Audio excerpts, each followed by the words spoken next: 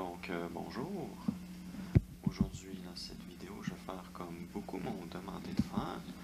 Et c'est une vidéo où je fais un peu le tour de ma chambre. Donc pour commencer, désolé de ne pas avoir fait vraiment de vidéo cette semaine, ou juste une la semaine dernière. Donc voilà. J'ai été occupé, donc là je suis plus occupé, j'ai terminé le ménage de ma chambre, donc voilà. Donc ici vous avez l'armoire que je vous ai déjà présentée, il faudra peut-être que je vous fasse une petite mise à jour là-dessus, il y a eu des changements. Donc maintenant je n'ai plus tous les livres en haut, j'ai décidé de mettre tous mes lecteurs CD.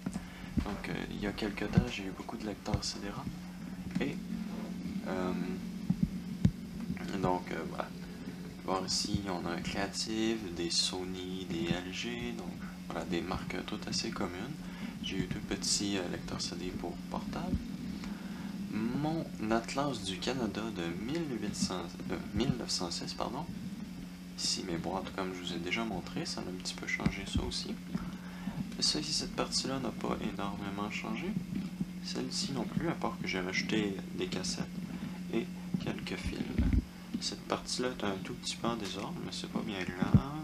Celle-ci a pratiquement pas changé non plus, et celle du bas non plus.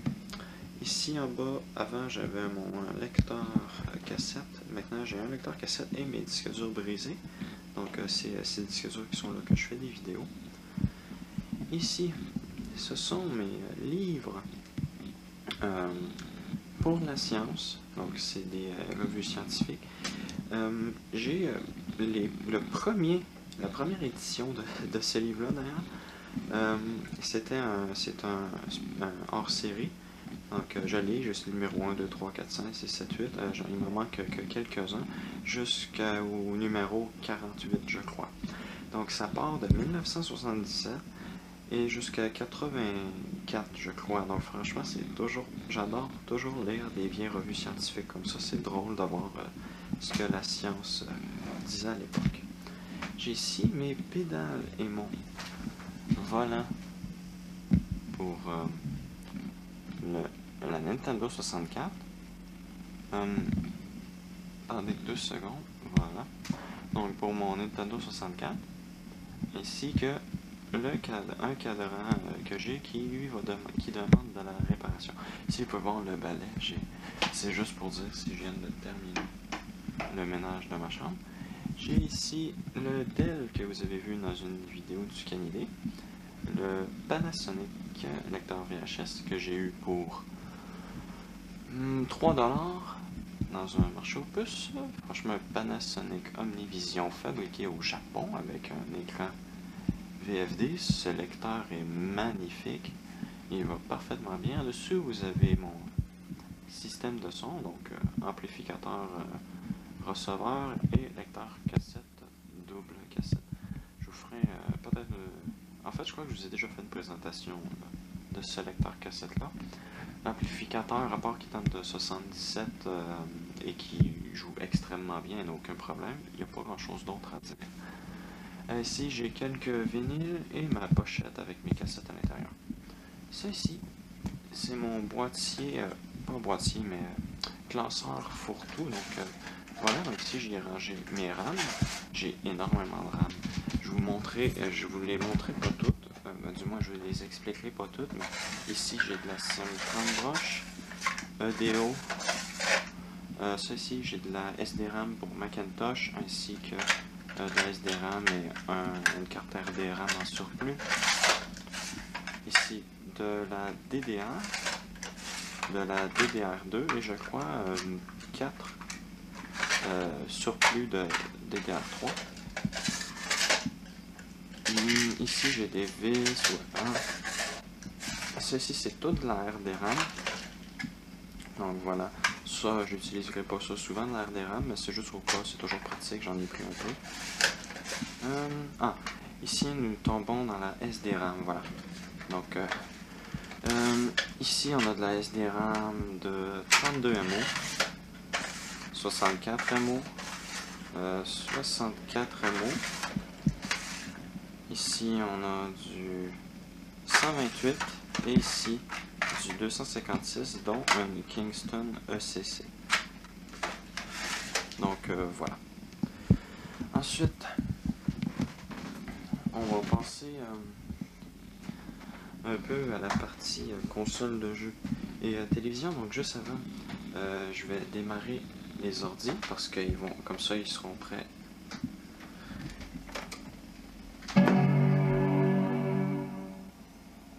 Pour quand je serai rendu à eux.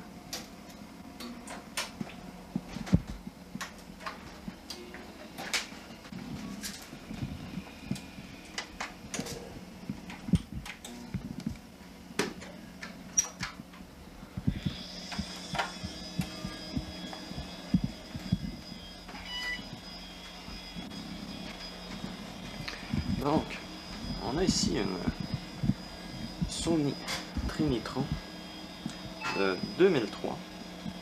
Donc, excellente télé, franchement, c'est magnifique. Ici, j'ai une NES, une Nintendo 64, une GameCube et caché derrière, j'ai une Genesis. J'ai ici mon lecteur VHS préféré. Vous le voyez pas très bien, mais il s'agit d'un un Sharp modèle VCH811 Hi-Fi stéréo avec le Sharp Super Picture, et il est même capable de lire les cassettes S-Vidéo. En dessous, j'ai mon enregistreur numérique Pioneer de 2007 si je ne m'abuse, et il peut enregistrer sur DVD et un disque dur intégré de 250 Go. J'ai pas eu la manette quand je l'ai acheté, mais je peux utiliser un clavier ces jeux avec la prise USB. Donc voilà. Pas grand chose d'autre à dire autre que les jeux sont magnifiques sur cet écran. Donc, les ordinateurs, je vous ai fait pas mal les présentations de toutes, mais c'était pour vous montrer quand ils étaient en action. Donc voilà, j'ai ici le Mac, IBM PS2 qui met 3 minutes à démarrer Warp 4.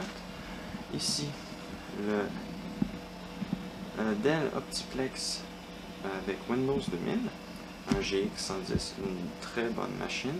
Pentium 3 1 GHz avec 512 MO de RAM. Ici, j'avais une requête pour ça aussi. Donc, je me suis enfin fait un réseau pour mes vieux ordi. Donc, comme vous pouvez voir ici. Donc, pour le moment, j'ai juste 3 machines de brancher. Donc, voilà, Windows 2000 est mort. Donc, ici, j'ai 95. Ici, bon, vous voyez mal. Je vais aller dans... Voilà. J'ai pas encore terminé de placer l'ordinateur sous Windows 3.1. Donc, ici on a Windows 95. D'ailleurs, c'était, je crois, ma deuxième vidéo que j'ai faite sur cet ordinateur-ci. Ici, on a le 486 DX100 à 100 MHz de chez AMD. Très bonne machine. Ici, c'est un AMD K6 à 266 MHz.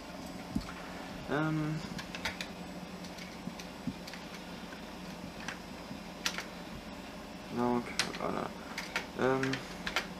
voilà, ici on a Windows 3.1, l'ordinateur Windows 3.1, j'ai absolument rien placé dessus, il faut que je m'en occupe. Et ici, j'en ai oublié un, pardon.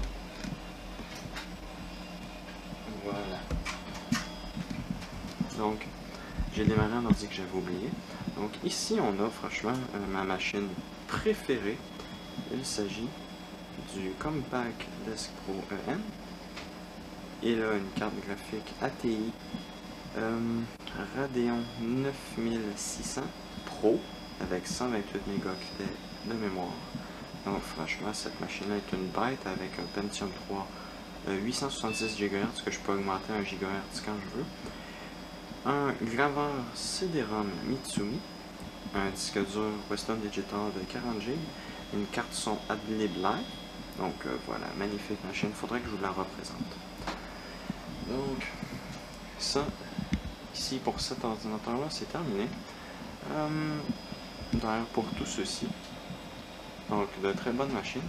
J'ai oublié ici, j'ai mes imprimantes matricielles. Donc une Panasonic KXP11 24 broches. Très très bonne machine.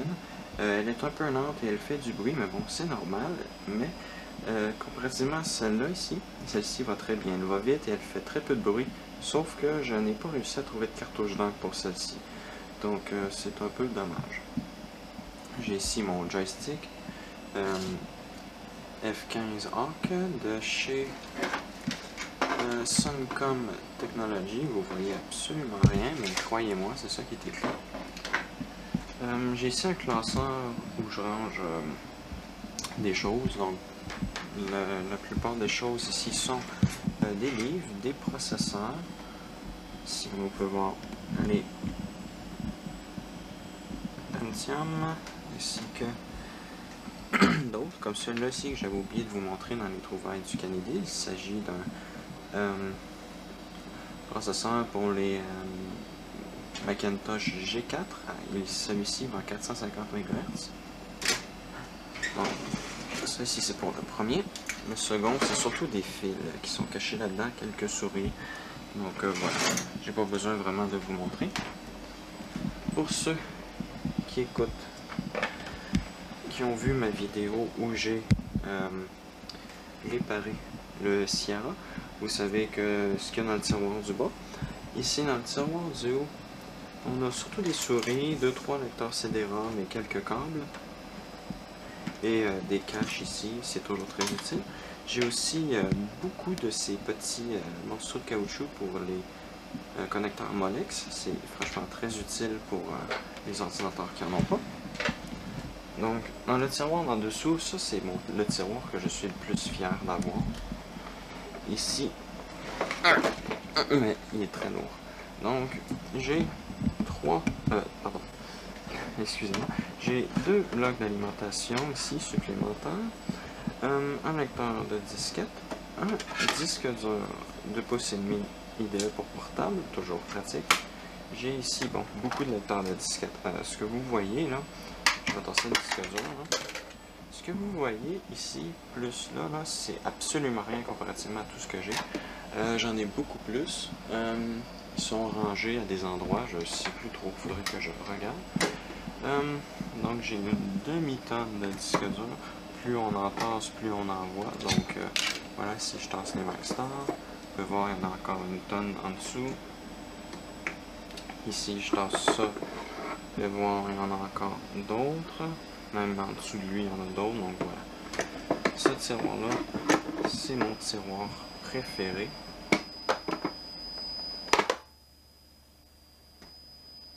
Le Quantum de 512 mégaoctets fait du bruit. Voilà. Drôle de processeur, drôle de disque dur, il doit être très usé. Donc, voilà. Donc, bon, je crois que je le pousserai pas, il est trop lourd. Donc, ensuite, on va continuer. Donc, vous pouvez voir le IBM a démarré. J'ai fait une présentation de cet écran-là, il me semble. Ici, on a le 386 qui n'est pas branché pour le moment, le Sierra et l'écran. Attendez 2 secondes, j'arrive. Donc, désolé, me revoilà. Donc, comme je vous disais, si j'ai le 386, il n'est pas branché. Pas parce que je ne veux pas l'utiliser, mais c'est parce que ces deux-là, je suis obligé d'interchanger les fils et ils sont les deux branchés sur le même écran. Donc, en ce moment, j'utilise le Sierra, donc le 386 n'est pas connecté. Ici, vous pouvez voir mon Hewlett Packard, mon imprimante, une DeskJet 692C, mon imprimante. Ici, j'ai oublié, j'ai les haut-parleurs de mon système de son, donc des Sharp, ils vont très bien. Le petit écran que j'utilise comme moniteur, à la fois pour jouer il est branché sur la carte son du Sierra et sur le magnétoscope. Donc j'utilise ce magnétoscope-là pour enregistrer des données audio, comme des programmes, des images en SSTV ou d'autres choses. Donc un bel petit écran. Ici j'ai mon lecteur de cassette date. Malheureusement je ne peux pas l'utiliser parce que j'ai rien pour le connecter sur un ordinateur. Donc voilà, un jour je l'utiliserai peut-être. J'ai d'ailleurs, je crois, une dizaine de cassettes DAT. Ici, on a mon jeu Alien Chase que j'avais présenté dans une de mes précédentes vidéos. Donc voilà. Je repasse juste ici pour que vous puissiez voir un peu les jeux. Et ici, bon, voilà. J'ai ici une bouteille avec le savon avec des loups dessus. Soyez pas surpris. Vous pouvez voir aussi quelques-uns des jeux que j'ai. Donc, je crois que je vais, voilà, me reculer les outils. Donc, on a ici Pokémon. Ah, la caméra. Ah, voilà. Oui, non, peut-être. On va désactiver l'autofocus. C'est ce que une des choses que j'adore sur cette caméra, c'est que on n'est pas limité du automatique. Donc, j'ai ici Pokémon, c'est des Signaler, voilà. Win Business, SimCity 2000 Deluxe. Donc, Half-Life 2. Malheureusement, cette copie ne fonctionne pas. Heroes of Annihilated Empires. Un NHL 2003, celui-là je l'utilise pas vraiment. Far Cry 2, c'est un excellent jeu. Split Second, ça aussi c'est un excellent jeu. L'autre côté, vous voyez pas, mais c'est le jeu Another World, un autre excellent jeu. Et aussi, je sais pas si j'avais présenté, mais j'ai eu Corel Draw 4.0. Donc voilà, c'est très bien. Donc, ici vous pouvez voir, oh là là, hop, voilà.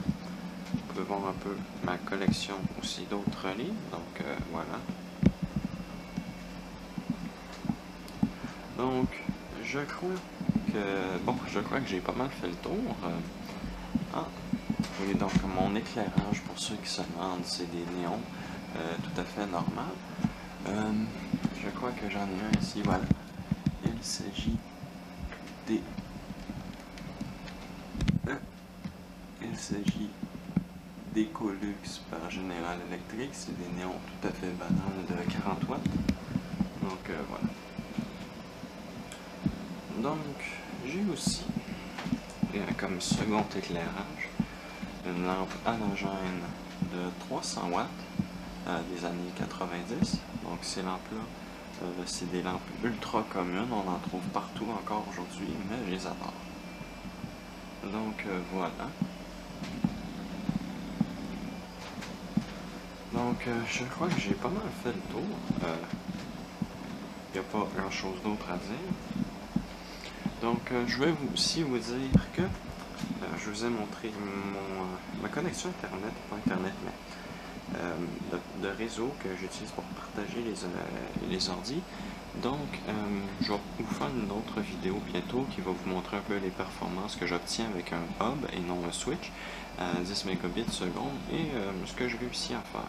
Donc, merci d'avoir écouté cette petite vidéo. Donc, qui aura été dans la moyenne, 20 minutes environ. Donc, voilà. Donc, on espère que vous avez apprécié.